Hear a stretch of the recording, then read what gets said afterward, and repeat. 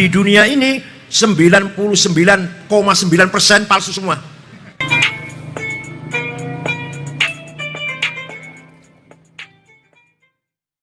Tasawuf itu bukan akhlakul karimah. Tasawuf beda dengan akhlakul karimah. Akhlak penting, tapi bukan tasawuf. Akhlakul karimah penting, tapi bukan tasawuf. Akhlakul karimah masih berkaitan dengan suluk, perilaku, cium tangan kiai, tawadhu, hormat tamu, hormat tetangga, zahirnya. Masalah hatinya tidak dibicarakan oleh akhlak. Kalau ada orang kok hormat tamu, hormat orang tua, hormat kiai, berarti akhlaknya baik. Masalah hatinya kita nggak bahas. Jadi akhlakul karimah namanya. Ada orang ramah dengan tetangga, ramah dengan teman, nggak pernah menyakiti teman, akhlaknya mulia. Tapi belum tentu sufi, karena belum tentu dari hatinya. Nah, yang kedua, tasawuf bukan ilmu hikmah.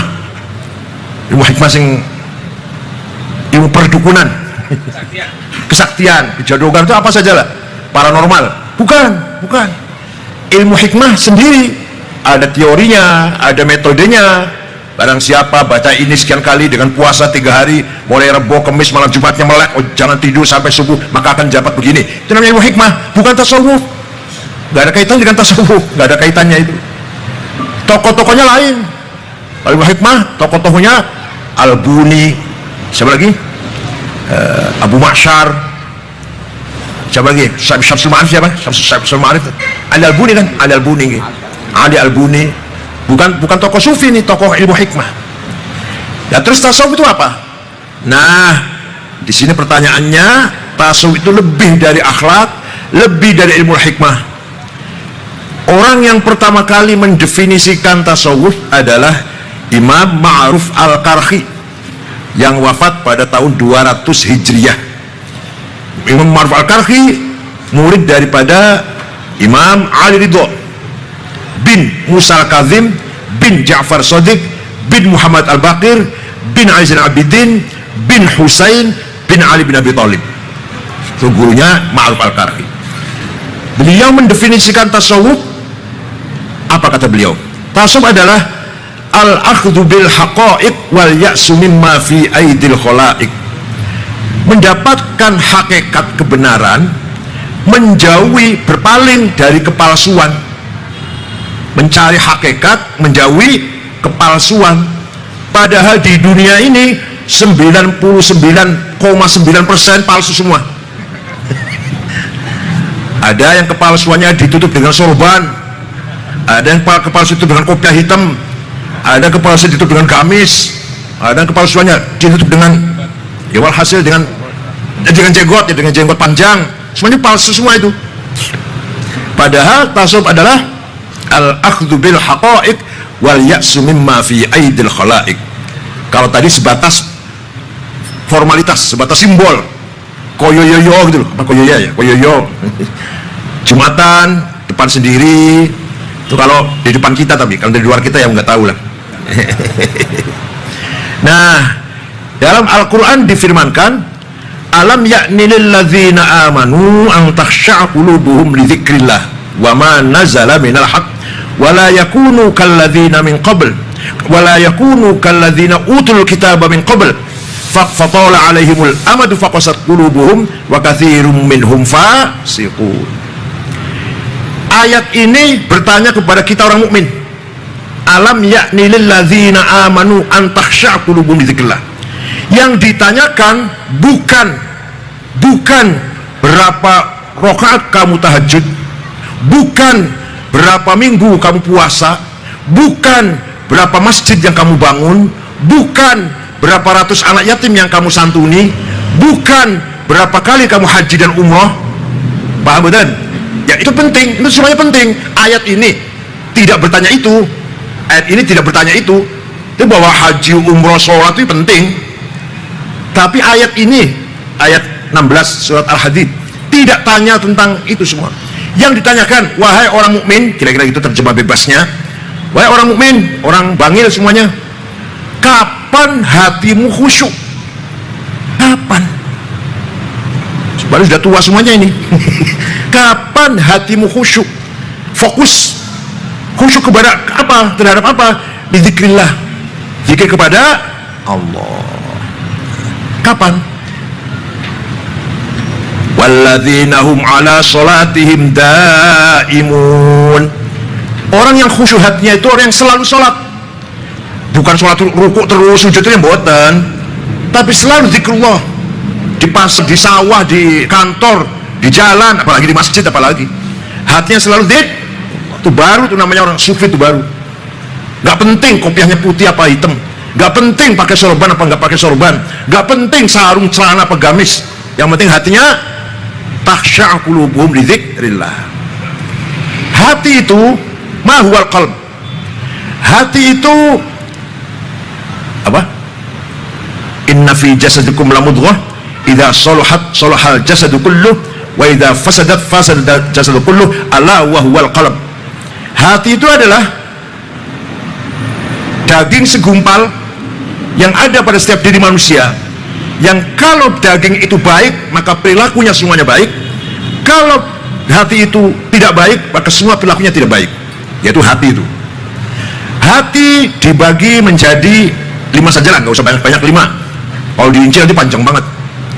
Bagian hati yang paling dekat, paling dangkal, paling atas sendiri namanya basirah. Apa? Conscience. Apa basirah itu? Apa gunanya, fungsinya basirah? Untuk membedakan mana baik, mana buruk. Kita tuh loh bisa tahu adil itu baik, zalim itu jelek, jujur itu baik, bohong itu salah. Itu basirah yang tahu. Kalau mata ini namanya basor, kalau mata hati namanya basirah, the eye of heart atau conscience. Dengan basirah lah kita mampu bisa membedakan mana baik, mana buruk, mana yang bernilai, mana tidak bernilai, mana kemuliaan, mana kejahatan. Semua kita bisa tahu dari basirah. Fa'alhamaha fujuraha wa taqwaha. Diberi ilham oleh Allah mengetahui, bisa membedakan mana fujur, mana takwa. Wa hadainahun najdain. Allah memberi hidayah pada hati, pada basirah, pada manusia yang punya basirah. Najdul haq wa najdul batil. Qad tabayyana ar-rusydu minal ghayy. Kita bisa tahu mana ar-rusyd, mana al-ghayy, mana yang baik, mana yang kurang ajar. Kita semua tahu lah, semua tahu selama masih ada basirah. Nah, kalau sudah basirahnya kita aktif, kalau sudah basirah kita aktif, ini baik, ini buruk, ini salah, ini benar, ini adil, ini zalim, akan estafet pada bagian kolbu yang kedua, namanya domir. Apa? Nah, namanya domir. Nah, domir ini ya terjemahan Indonesianya nggak sulit ya, sulit ya, ini domir itu aja ya, hati lah, sudah hati. Jadi bagian yang kedua dari hati namanya domir. Domir itu gunanya untuk apa? Untuk mengikuti perintahnya basirah. Kalau kata basirah jujur itu baik, maka domir akan mengatakan kepada kita if'al, do it. Kalau basirah mengatakan jangan bohong lo kamu, jangan korupsi lo kamu, jangan dolim lo kamu, jangan menipu lo kamu, jelek itu semuanya, maka domir akan mengatakan la taf'al, don't do that. Paham betul ini? Yes, alhamdulillah paham. Jadi fungsinya domir itu setelah menerima estafet dari the eye of heart, maka dia akan mengatakan salah satu dari dua kata, if'al atau la taf'al, do it atau don't do that. Kalau jujur itu baik, lakukan.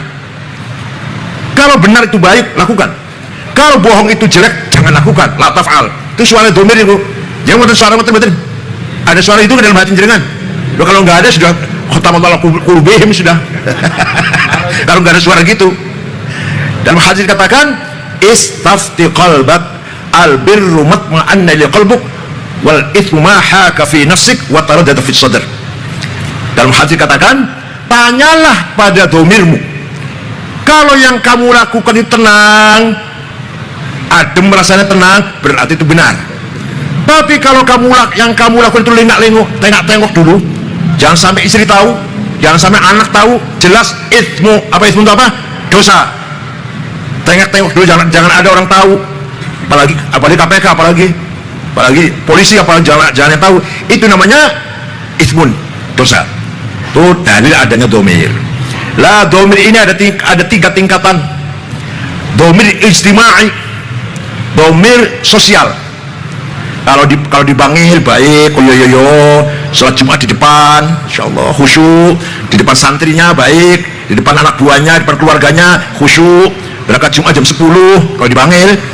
Tapi kalau di Jakarta atau di Singapura atau di Bangkok, wallahu a'lam, itu namanya domir ijtimai, domir sosial.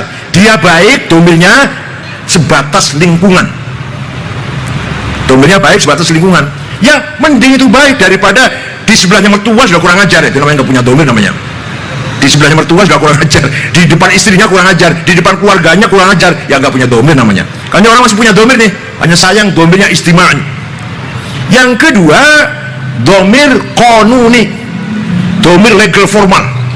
Ada SK ngajar, nggak ada SK nggak ngajar. Ada honor berangkat, nggak ada honor SPJ namanya, Ada SPJ berangkat, nggak ada SPJ mogok. Ada amplop ceramah, nggak ada amplop.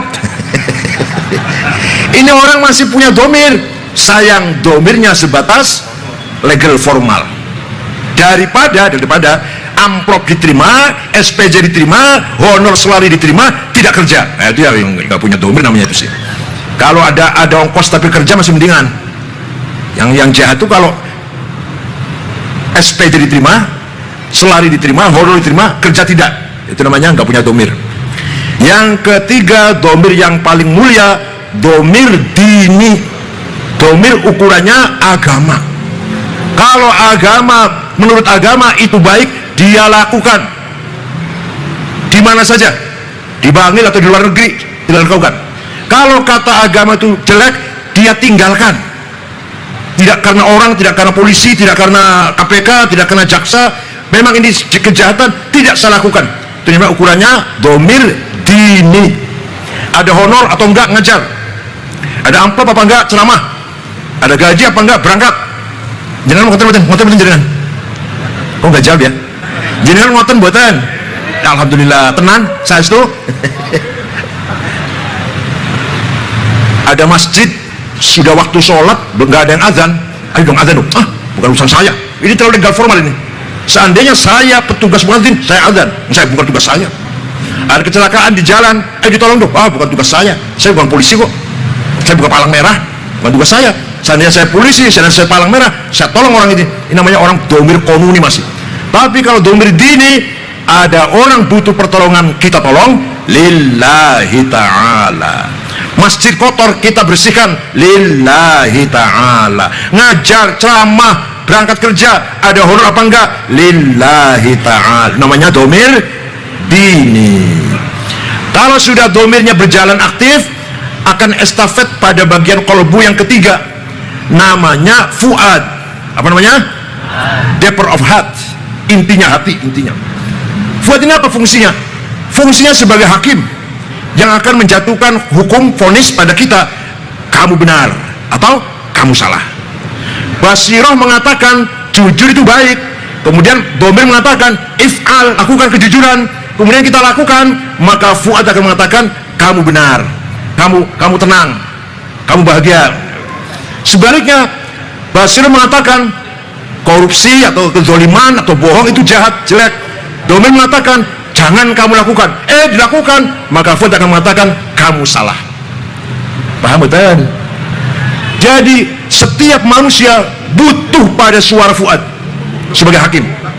Bukan hanya kita, hakim pun butuh suara hakim fuad. Polisi pun harus punya hakim fuad. Jaksa, pengacara, penegak hukum harus punya hakim namanya fuad. Jadi kalau sesuai dengan basiroh, sesuai perintah dengan domir, kita lakukan, maka fuad akan mengatakan kamu benar. Kalau basiroh perintah jujur itu baik, domirnya perintah jujur tidak kita lakukan, maka fuad akan mengatakan kamu salah, kamu dosa, kamu jahat, kamu kurang ajar. Sedangkan yang namanya hakim fuad ini, maka dzabal fuadu maro'a. Yang namanya hakim fuad tidak bisa bohong, gak bisa disuap. Yang bohong cangkem, yang bohong. Demi Allah, saya gak tahu menau. Tahu. Demi Allah saya cuma dapat sedikit, banyak. Demi Allah saya nggak ikut campur itu. Bukan saya cuma terbawa saya ini. Saya yang memulai saya, yang dalangnya saya. Ngoten mboten jenengan. Nggih. Demi Allah saya jujur, bohong. Ngoten mboten jenengan. Alhamdulillah kalau ngerak, berarti terasa itu. Mulut bohong, tapi fuad nggak bisa bohong. Maka dzabal fuadu ma ra'a.